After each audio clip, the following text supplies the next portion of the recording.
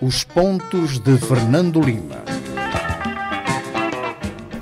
Boa noite, rádio ouvintes e telespectadores. Cá estamos nós para mais um Pontos de Fernando Lima. Falamos em direto a partir da Rádio Savana 100.2. É um programa que pode ver também em diferido na televisão independente de Moçambique, às terças, quintas e domingos às 21 horas, e também repetição aqui na Rádio Savana sábado às 12 e domingo às 21 horas. Boa noite, Fernando Lima. Estamos nós para mais um programa. Vamos direto ao seu fato de semana, decréscimo do investimento direto estrangeiro pelo 4º ano consecutivo.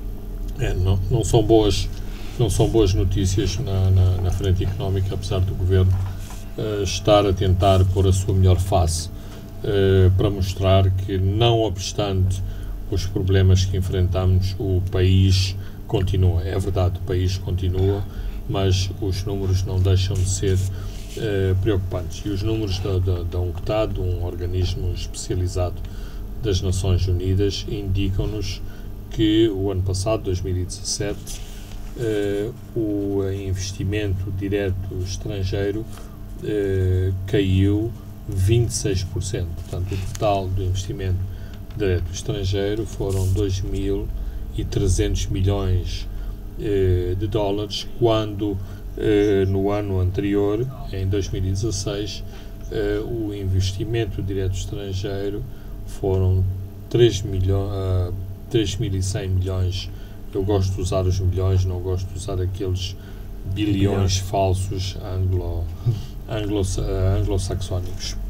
E mesmo assim, para o investimento estrangeiro ano passado, muito contribuíram as mais-valias da ExxonMobil ao comprar uma parte da Eni East Africa, e também o investimento da Mitsui japonesa na compra do corredor logístico, de uma parte, claro, do corredor logístico de Nacala. Portanto, não são boas notícias. Moçambique precisa de investimento direto estrangeiro para o seu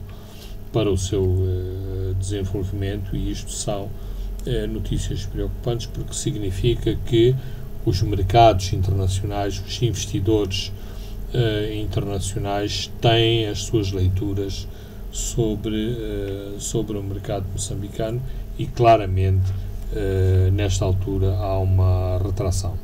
Isso não tem a ver com a quebra de confiança em que o país passou, depois da questão das dívidas ocultas? Claramente tem a ver com a situação, com a situação em que Moçambique se encontra nos mercados internacionais. Por exemplo, se os investidores não têm fundos próprios, se recorrem à banca, se recorrem à finança internacional, ora, com os índices de Moçambique em termos de lixo, -C, -C+, e esse tipo de ratings, quem está predisposto a emprestar dinheiro a Moçambique empresta este dinheiro com juros muito, muito elevados. Portanto, torna-se desatrativo. O dinheiro fica muito caro. O dinheiro fica muito caro. E depois há outro aspecto que também é preciso considerar, e que às vezes os governantes não explicam bem estas questões. É que Moçambique não é o único país do mundo, e Moçambique não é o único país sequer na região. Ora, se há outros países mais atrativos em termos de colocar lá o dinheiro, em termos de colocar dinheiro e ter retorno, claro que esses capitais que não deixaram de existir, os investidores que não deixaram de existir, vão colocar o seu dinheiro, ou o dinheiro que conseguem atrair para os seus projetos, em países muito mais atraentes em termos de mercado e em termos das condições que são oferecidas a esses mesmos investidores. Fernando Lima, muito bem, vamos ao nosso primeiro tema. O Suf Mahamat, o líder interino da RENAMO, fixou residência em Gorongosa, local onde vivia Afonso Dhlakama até a sua morte, a 3 de maio deste ano. Formalmente, a decisão foi tomada pela Comissão Política da RENAM, reunida em Gorongosa no passado fim de semana. É algo que já esperava? Claramente, qualquer pessoa minimamente avisada sabia que isto era um desfecho inevitável. Assim, à distância é um pouco caricato.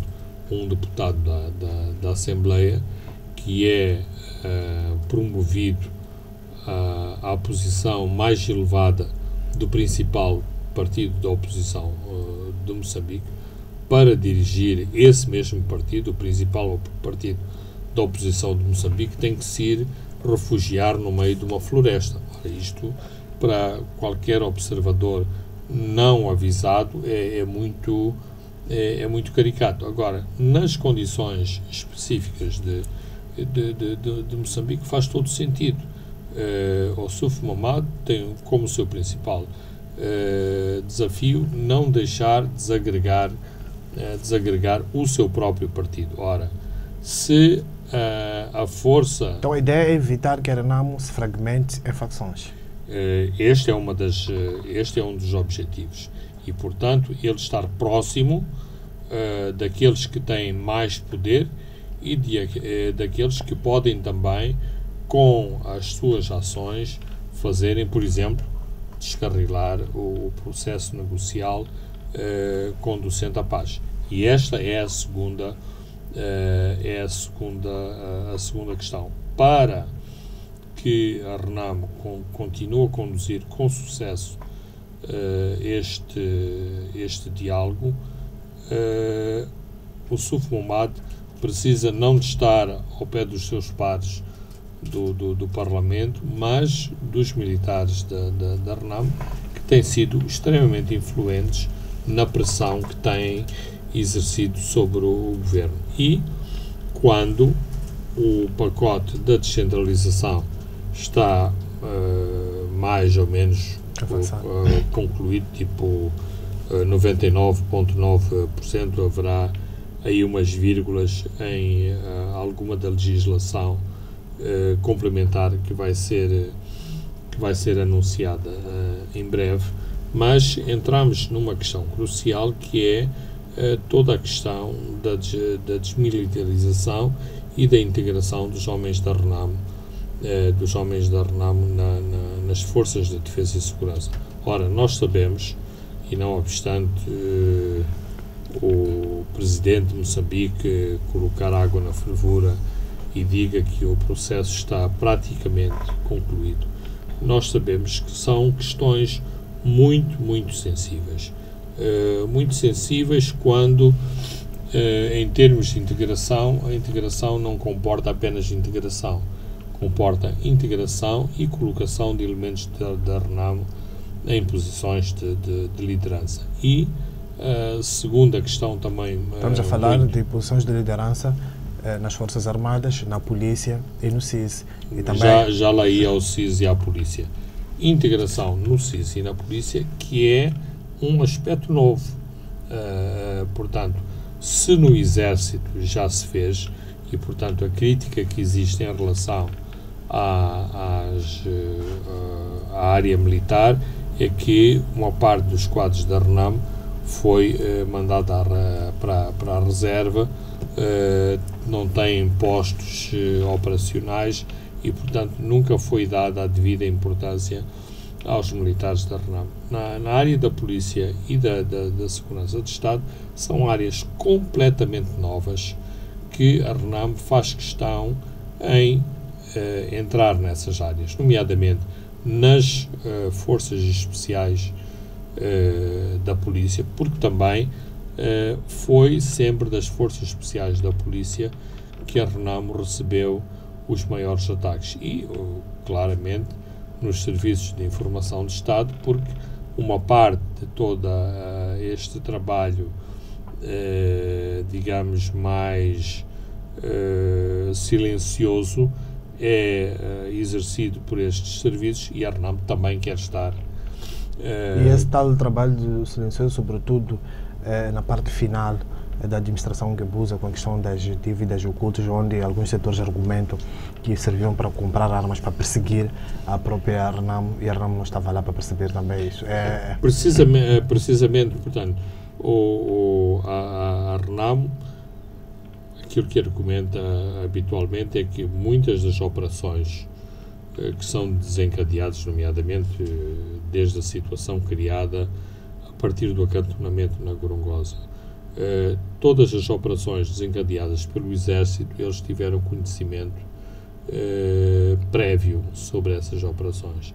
As operações efetuadas por outros serviços ou por outros destacamentos no seio das Forças de Defesa e Segurança, a RAM tinha mais dificuldades porque exatamente tinha menos informações em relação a estas operações.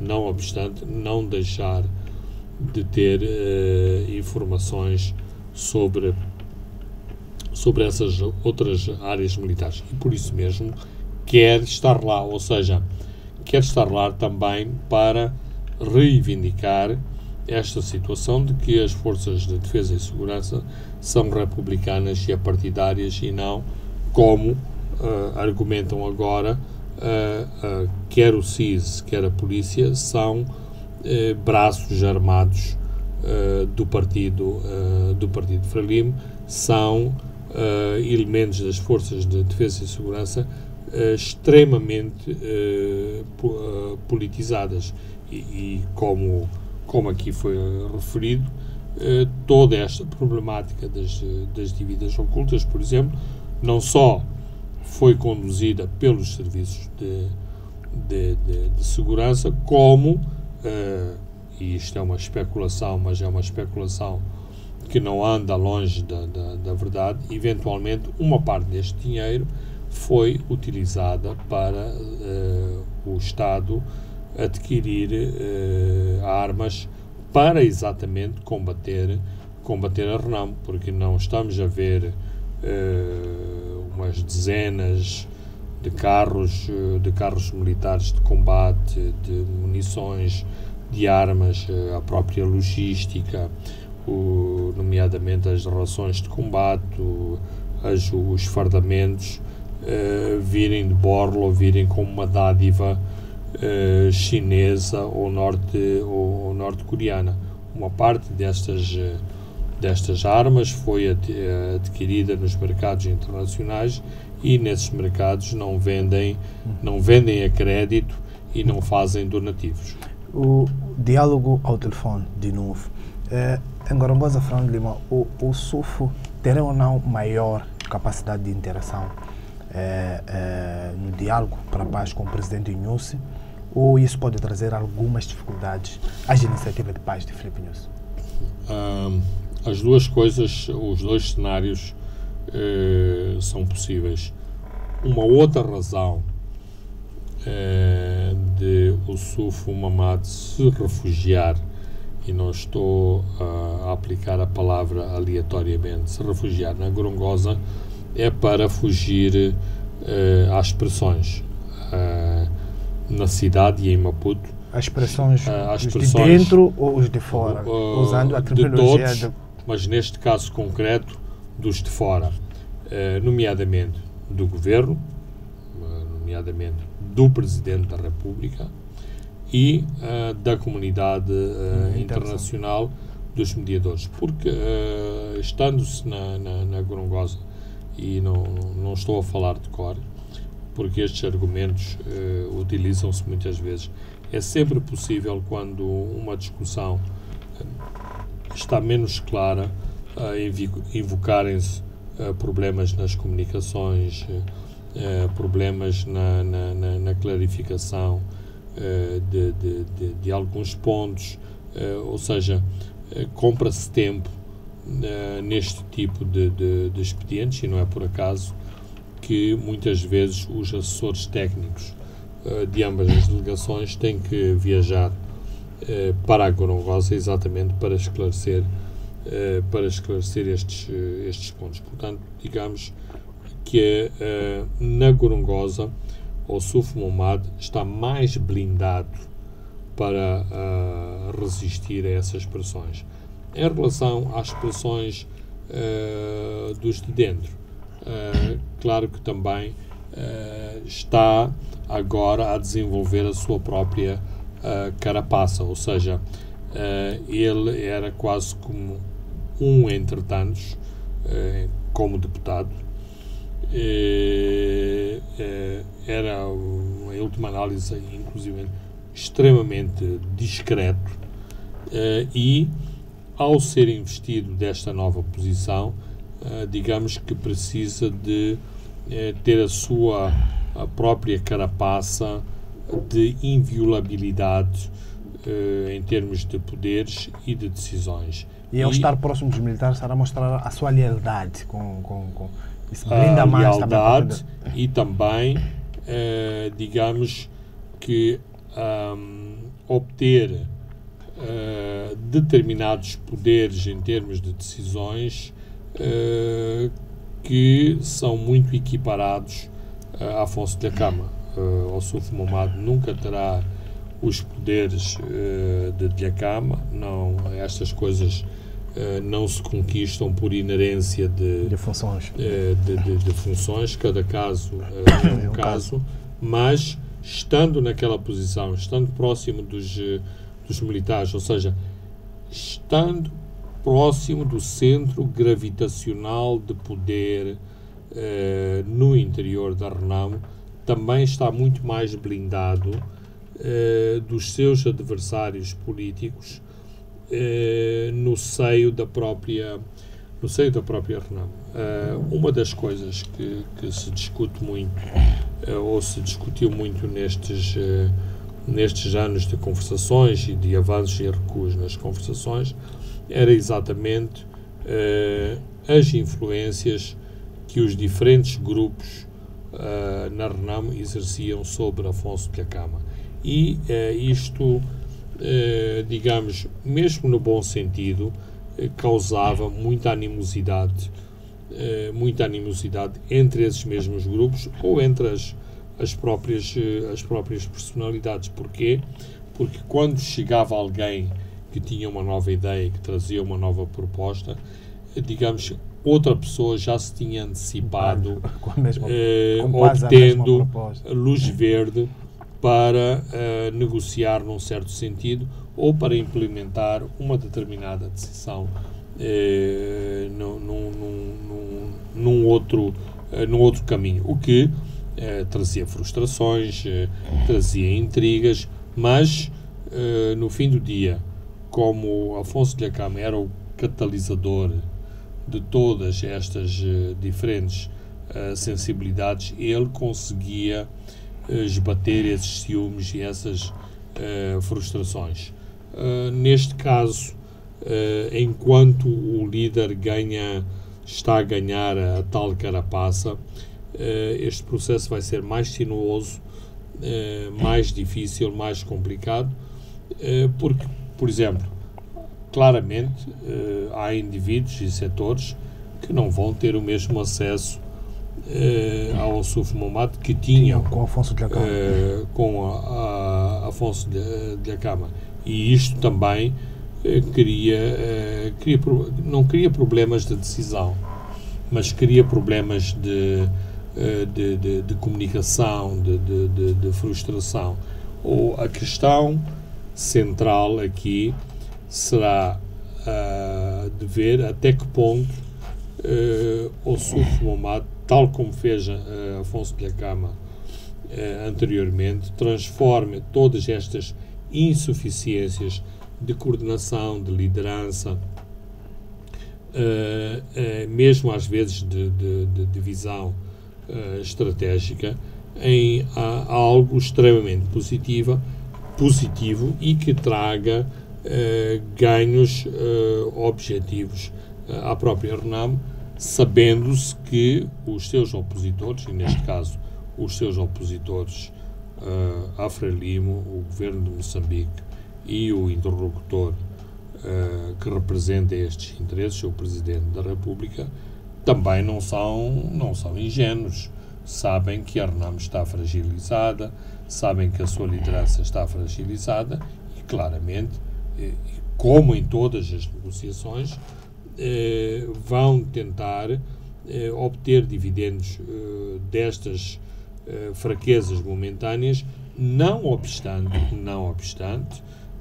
as declarações de princípio, no sentido de se dizer que é preciso respeitar todos os acordos que já tinham sido alcançados, todo o espírito que existia em relação às matérias já discutidas com Afonso de Lhakama. Enquanto o FUNAMAD ganha a tal carapaça, isso pode significar que a questão de desmilitarização e integração com o FUNAMAD nas matas pode conhecer avanços lentos? Certamente, porque aqui também reside, e nós já falámos disto, não especificamente neste programa, aqui há uma questão de fundo e que a Frelimo o governo não abre mão, ou seja, se vamos para a integração da RENAM, tem que ser claro que tem que haver desmilitarização, ou seja, não há integração sem desmilitarização. Não há mais exércitos paralelos, não há grupos paralelos, não há grupo pequeno ou grande de pessoas armadas. Este dossiê tem que, de uma vez por todas, acabar. Porque, assim, de facto, na prática, nós somos uma democracia muito sui generis. Temos um partido da oposição que, ao mesmo tempo que é partido da oposição e tem um grupo parlamentar, também tem um grupo... Só para ver, a reunião era da Comissão Política alargada ao Estado-Maior-General de um partido político. Exatamente. Então, isto, e até agora não há qualquer indicação que aqui haja cedências. E também, da parte da RENAM, também não pode haver cedências. Aliás, uma das causas, se não a causa fundamental, porque falharam anteriores processos negociais, estes recentes, aqueles que eram conduzidos pelo o ex-ministro da Agricultura, Pacheco, e mesmo o processo negocial já com Jacinto Veloso como enviado de Nussi, falharam quando se chegou a esta questão crucial do desarmamento. E a razão porque a RENAM quer estar dentro do SIS e dentro da polícia é porque quer, por um lado, assegurar que não é dizimada pelas Forças Armadas de Moçambique, uma vez entregues as armas. 2, se houver um ataque e se houver essa tentativa de se eliminar fisicamente a RENAM, estando eles presentes nas Forças de Defesa e Segurança, isso será muito mais difícil de acontecer. Fernando, vamos a um outro tema. A brutalidade continua em Cabo Delgado, o clima de cortar a faca em Cabo Delgado com os horrores a sucederem-se. Há centenas de deslocados, os fuzis dobram-se rapidamente para o sul de Cabo Delgado. Fernando Lima vão para o sul a caminho de Pemba. Como é que pode-se ler essa nova forma, essa nova tática desses surgir? Tenho, neste momento, em que há um evoluir muito rápido da situação, acho que devemos ser cautelosos a emitir pareceres definitivos sobre o que está a acontecer. E me parece que aqui está um dos erros da polícia. A polícia tem sido a voz oficial do governo para dar conta do que está a acontecer em Cabo Delgado. Claramente, a tática do governo é dizer isto é um problema de manutenção de lei e ordem, portanto, quem se ocupa de manutenção de lei e ordem é a polícia. É a polícia, portanto, e Dina, Inácio Dina, que é o porta-voz da polícia, tem sido bastante desajeitado a tentar explicar. Eu percebo o que é que ele está a tentar explicar, ou seja, a tática é quase como no julgamento de Jesus Cristo, em que se pôs um ladrão e um assassino no meio da crucificação. Ele quer misturar aquilo que está a acontecer em Cabo Delgado com o indivíduo que roubou o telemóvel, uma galinha, um furto, agressões físicas, um desentendimento entre um casal, violência doméstica. Ora, ninguém compra este tipo de, digamos, de agenda e a maneira como é organizada esta agenda. Por exemplo, na última conferência de imprensa esta semana, depois dos massacres mais notáveis em Palma e em Macomia, claramente a comunicação social que esteve presente neste encontro estava completamente desiludida e frustrada com esta visão. Não obstante o porta-voz da polícia se tentasse esgrimir o Código Penal, ofensas, portanto, tentando integrar aquilo que está a passar-se em Cabo Delgado, como ofensas corporais, violação da propriedade privada e outras coisas no género. Portanto, a polícia está desnorteada em tentar ter uma leitura correta do que se está a passar. Agora, está desajustada porque perdeu o controle da situação, porque não tem a informação correta a partir do terreno, porque os factos, de algum modo, estão a desorientar uma certa narrativa, ou porque é do interesse da polícia e, claro, neste caso do governo, dar uma determinada perspectiva. E uma das indicações, para mim, que mostra isso, ou seja, que é preciso haver maior concentração na análise estratégica do que de facto se está a passar, é o envio de emergência, quanto a mim, do Ministro do Interior para Cabo Delgado, para as zonas de conflito, para tentar perceber com outras forças que estão no terreno o que é que de facto se está a passar, se é a tal narrativa da desbandada ou se há um reforço de efetivos desta jihad, desta insurreição juvenil nestas zonas, e se isto corresponde a uma nova maneira de atuar, isto conjugado com ações que a polícia tem desencadeado noutras províncias onde aparentemente estão a ser travados movimentos de aliança aos grupos de Cabo Delgado. Portanto, há uma situação volúvel no terreno que não que é de algum modo complicado em termos estratégicos neste momento encontrar-se uma nova mudança, uma nova abordagem, uma nova visão em relação àquilo que se está a passar, nomeadamente, por exemplo, o deslocar dos alvos.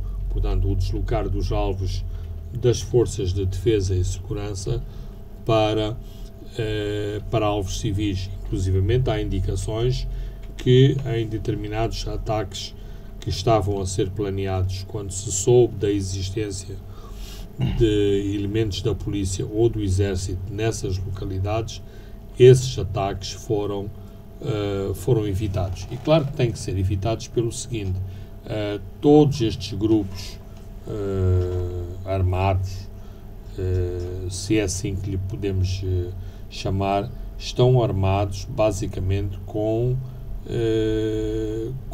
utensílios domésticos e com armas brancas, que são, ao mesmo tempo, utensílios de lavoura, da agricultura. A katana, em Moçambique, do sul ao norte de Moçambique, embora nesta região ali de Cabo Delgado é habitual as pessoas andarem com faca, ou com uma faca, ou com uma katana, mas estes são os instrumentos letais que estes grupos que estão a provocar todos estes assassinatos utilizam. Há muito pouca utilização de armas de fogo, há muito poucas pessoas que foram mortos com disparos de armas de fogo. Portanto, isto também mostra que depois de um momento inicial em que havia um número considerável de armas de fogo, na minha leitura, estas armas de fogo correspondiam a uma parte do arsenal de armas de fogo que foi retirado das esquadras que foram atacadas em Oace e depois junto a cima da praia, e que essas mesmas armas foram posteriormente confiscadas e foram recuperadas pelas forças de defesa e segurança. Portanto, há uma situação extremamente volúvel neste momento para se definirem quais são os novos movimentos destas forças, mas eu penso que o próprio governo está, de algum modo, desnorteado com o evoluir da situação. Voltamos a este tema, vamos agora, caros ouvintes e telespectadores, a um brevíssimo intervalo e voltamos já. Pontos de Fernando Lima. Boa noite, rádio ouvintes e telespectadores, estamos de volta à segunda parte e a última dos pontos de Fernando Lima. Continuamos em Cabo Delgado. Fernando Lima, há setores que defendem que o Presidente da República devia se pronunciar nesta toda situação. Isto foi na sequência do facto do porta-voz do Conselho de Ministros ter dito que este assunto não foi objeto de discussão na reunião do órgão que decorreu esta semana. Acha que o Presidente devia se dirigir à nação? Eu acho que há vários elementos a considerar antes de se chegar a esse tipo de conclusão que o Presidente deve fazer uma comunicação formal. Em relação ao Conselho de Ministros, me parece que tem andado mal em matéria de comunicação ao dizer-se que este assunto não é referido. Eu acho que isso não é verdade. O Conselho de Ministros, como um órgão coordenador do Governo, não pode passar ao lado daquilo que está a acontecer em Cabo Delgado. Portanto, depois, se isso deve ser objeto de comentário público, é outra questão. No meu ponto de vista, devia ser objeto de comentário público, porque a imagem que passa, e é preciso mais uma vez terem atenção que a comunicação social em Moçambique hoje é uma comunicação poderosa, que tem muito impacto junto da opinião pública, e a imagem que passa ao dizer-se que não foi objeto de análise é que o Conselho de Ministros está-se nas tintas para aquilo que está a acontecer em Cabo Delgado. Não é verdade, não é verdade que os ministros, se eu estou preocupado, se o Francisco e os nossos técnicos aqui estamos todos preocupados com aquilo que está a passar-se em Cabo Delgado, claro que os ministros da República também estão preocupados e têm que receber o informe pelas pessoas mais habilitadas para dar esse informe daquilo que está a acontecer e daquilo que tem sido a resposta das Forças de Defesa e Segurança. Agora, a imagem que o Conselho de Ministros passa é uma imagem negativa, eu diria péssima. Para além das dificuldades de comunicação que têm, das pessoas que têm escolhido para serem os porta-vozes do Conselho de Ministros, dizer-se secamente que o assunto não foi objeto de debate, não cai bem. Agora, concretamente em relação ao chefe de Estado e dentro daquilo que disse anteriormente, claramente houve alguma minimização dos acontecimentos de Cabo Delgado. E essa relativização da sua letalidade é transmitida ao Presidente por quem? Por aquilo que são os seus braços de repressão, pelo chefe do SIS, pelo chefe da polícia e pelo comandante do Exército. Ora, se estes ramos das Forças de Defesa e Segurança transmitem ao comandante em chefe que a situação está sob controle, que há uma operação de perseguição e aniquilamento, que é assim que se diz em termos militares. Ora, o chefe de Estado não tem que passar por cima dos seus comandantes e ir interferir exatamente nas suas áreas. Se isto não é correto em relação aos ministérios e às instituições de natureza civil, mais melindroso se trata quando são questões de natureza securitária e de natureza militar. Mas o Presidente levou a cabo uma remodelação sem grandes ruídos nestes setores que são, repito, extremamente sensíveis há alguns meses atrás. Mexeu nos comandos da polícia, mexeu nos comandos do Exército e mexeu na direção do SIS. Ora, não pode, uns meses depois, começar a mexer de novo nesses setores, porque isso depois transmite instabilidade para esses mesmos setores e, no meio de uma situação, do meu ponto de vista, complicado em Cabo Delgado, não é propriamente o momento em que se está a introduzir ruídos diversos em setores que têm que ter o máximo de eficácia para combater os seus adversários, neste caso, esta insurreição que está a acontecer nesta parte do território moçambicano. Agora, o Presidente tem-se pronunciado sobre estas questões en passant, tem-se pronunciado sobre estas questões de forma indireta, sobre a questão da violência. Por exemplo, ainda esta semana, e quanto a mim, corretamente, quer dizer, uma pessoa, porque morre uma pessoa vítima de um atropelamento, não podemos parar a cidade de Maputo porque houve um atropelamento. É verdade que todos temos que lamentar a morte ou uma pessoa que morreu por um atropelamento, mas também temos as nossas forças de lei e ordem exatamente para assegurar que depois de haver um atropelamento a circulação nas estradas continua e, se possível, com maior segurança. Isto para dizer o seguinte, é verdade sim que o paralelo tem sido estabelecido, o Presidente tem tempo de ir a inaugurar centros comerciais e não tem tempo para Cabo Delgado. Mas há toda esta conjuntura que é preciso ter em atenção.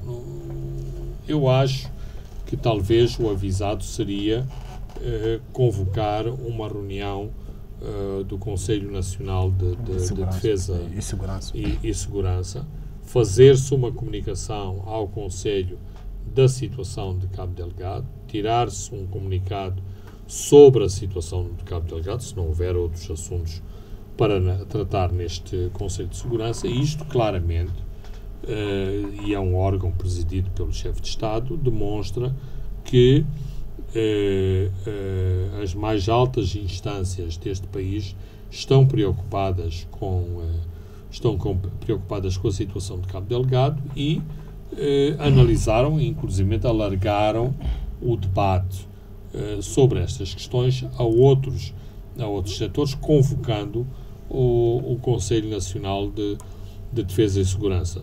Portanto, penso que poderia ser uma alternativa e não tem que ser necessariamente uma comunicação formal do chefe de Estado. Por outro lado, é assim, eu sou da linha contra um presidencialismo em excesso e que o Presidente tem que se pronunciar sobre tudo que acontece no país, tem que ter opinião sobre tudo. Quer dizer, eu acho que os poderes, as tarefas devem estar desconcentradas e descentralizadas e haver mais pessoas neste país que deem a cara sobre as coisas boas e sobre as coisas más que acontecem neste país. E, portanto, se sou a favor, digamos, de uma diminuição da presença e da imagem presidencial neste país, também, quando acontecem estas coisas, não posso vir a terreiro dizer aqui del Rei o Presidente queremos o Presidente para dizer o que é que se está a passar, o que é que se está a passar em Cabo Delgado. Agora, é assim, o Presidente, no fim do dia, acaba por ser vítima de várias ineficiências e insuficiências de outros setores que deviam exatamente a passar para a comunicação social, em termos de opinião pública, a dar-nos uma imagem o mais correta possível do desenrolar das situações em Cabo Delgado. E aquela imagem do porta-voz da polícia não é melhor. O porta-voz do governo. O porta-voz do governo, pura e simplesmente, não se pronuncia. O porta-voz da polícia, em que tenta misturar Cabo Delgado com violência doméstica e pilha galinhas, assim não vamos lá, porque de facto a situação é complicada, é grave. E quando os canais de televisão nos trazem estas imagens dramáticas das pessoas com as suas bacias, as suas escapulanas, os seus cabritos, os cabritos a caminharem nas pernas das estradas, isto são imagens muito traumáticas para os moçambicanos. É que nós já vimos noutros anos e noutras circunstâncias estas imagens, e isto traz-nos à memória coisas muito dramáticas e muito traumáticas em termos de sociedade moçambicana, porque são imagens que nós não gostaríamos de voltar a ver, e estamos de novo a confrontar-nos com essas mesmas imagens. É um filme que já vimos, como dizia outro. Vamos fechar este tema, Fernando Lima. A companhia canadiana Wentworth anunciou a suspensão da sua atividade de prospecção na Mocímboa da Praia. Também pediu a extensão do prazo. Não teme, Fernando, e também informações que nos chegam de empresas envolvidas nas construções de acampamentos, casas para reassentamento da Anadarko, e não saíram para trabalhar. O acampamento também da Anadarko há ordens para também não se movimentarem. O Fernando Lima não teme que esta situação possa vir a comprometer todos os prazos de exploração de gás? Claro que estas notícias são notícias preocupantes, quer da perfuração onshore da canadiana Wentworth, como esta ação preventiva das empresas que estão já a trabalhar em Afungi nos acampamentos para o reassentamento da população, porque estão neste momento numa situação de stand-by, mas que poderá evoluir para uma situação de evacuação que terá um impacto maior. Também é preciso ter em conta, e estas notícias ainda não são públicas, mas esta é uma região de resorts privados, portanto, resorts de grande luxo, em ilhas quase privadas, e mesmo na zona costeira, a partir de Macomia. Uma série de reservas de charters, de alugueres completos destes resorts foram já cancelados em função das notícias que circulam, e isto pode ser péssimo para, digamos, localizado, claro, em Cabo Delgado, pode ser péssimo para esta indústria que não sofreu com o impacto da atividade da Renam na zona centro do país. Aí foi sobretudo a zona de Gaza e Inhambane, que sofreu o maior impacto, mas agora é Cabo Delgado, a partir de Macomia, das Quirimbas, toda aquela zona costeira, e depois as ilhas junto à costa, que também dependem logisticamente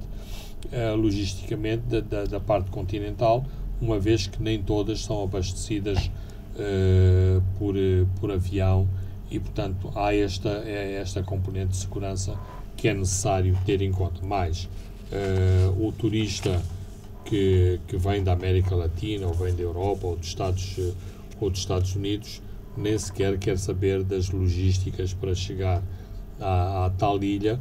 Ouviu dizer que perto do sítio onde vai ficar há uns tiros e há umas, ainda por cima, com estes detalhes horrorosos, que são as decapitações das pessoas na zona onde esta família ou este grupo planeou ir passar alguns dias de férias.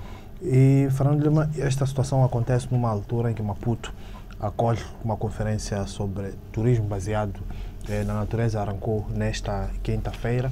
E é uma conferência de 3 dias, junta 700 participantes, o que atrai muita gente para Maputo, um país que aqui já falamos antes está em crise.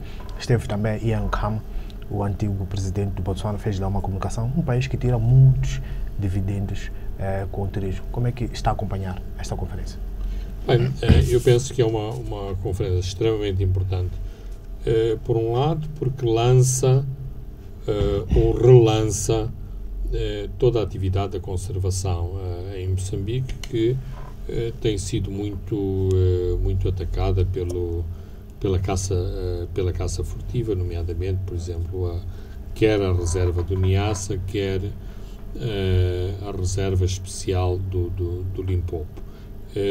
Uma conferência desta natureza é importante porque atrai as atenções para as problemáticas de Moçambique, traz também fundos para apoio a esses mesmos projetos de conservação, porque aliás, ontem foram assinados 4 acordos. Exato.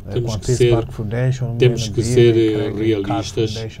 Não é só dizer os moçambicanos têm que proteger os seus elefantes, quando os fiscais da reserva especial do Niassa têm velhas Mausers que quase se assemelham a um espera-pouco, e os caçadores furtivos têm 375 e 435, portanto, que são armas de calibre muito potente para abater, exatamente utilizados na caça do elefante, e depois pistolas metralhadoras para dissuadir as perseguições dos guardas florestais. E isto diz tudo. Hoje, no mundo da tecnologia, é possível proteger-se a fauna com meios muito sofisticados em termos tecnológicos, que têm imagem satélite, utilização de drones, a utilização de helicópteros para detecção de atividades furtivas, mas isto são ações e atividades que requerem muito dinheiro e Moçambique não tem este dinheiro. Vejamos, por exemplo, um dos acordos assinados. 500 milhões de dólares é um projeto dividido em três facetas, mas uma parte considerável é para a proteção do dugong, que é um mamífero que tem aparentemente a sua maior expressão mundial na zona do Bazaruto. Isto para o moçambicano ordinário vai dizer assim, mas nós que morremos aqui de fome, vêm esses estrangeiros aqui dar-nos 500 milhões para proteger uns animaizinhos que vivem debaixo do mar. Portanto, toda esta cadeia de valor que explica que o turista vem e que gasta tanto por noite, que o turista que passa noites fora do seu próprio país de origem está a aumentar exponencialmente e que, portanto, a África tem que captar para si esta atração de turismo internacional, é muito difícil de perceber para aquelas pessoas que estas pessoas que vêm ver os animais ocupam hotéis, esses hotéis têm empregados, portanto dão emprego, dão trabalho, dão renda a outros moçambicanos. Portanto, há toda uma cadeia de valor que foge muito à percepção de qual é a diferença entre ter este animal que está no fundo do mar e que vem ser visto e dá renda a Moçambique, ou do próprio elefante ou rinoceronte, quando o mais fácil é abater exatamente o elefante, que dá carne para não sei quantas aldeias, dá pele, dá o marfim. E nós estamos um pouco nem sei se estamos ao nível popular nesta transição de tentar explicar às comunidades tudo dos benefícios que traz o turismo, que traz a conservação, porque também se têm cometido muitos erros.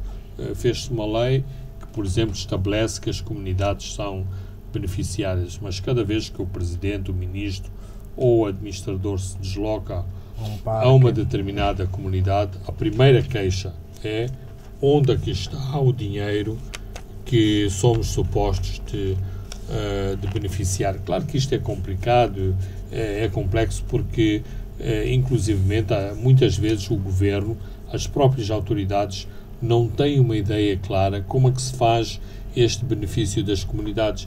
Isto significa dinheiro no bolso das pessoas ou significa melhor saúde, melhor educação, melhor estrada, melhores fonte de água. Melhores fontes de água, portanto, benefícios sociais para as comunidades. Portanto, nem sempre esta explicação tem sido percebida e o governo é o primeiro a falhar nestas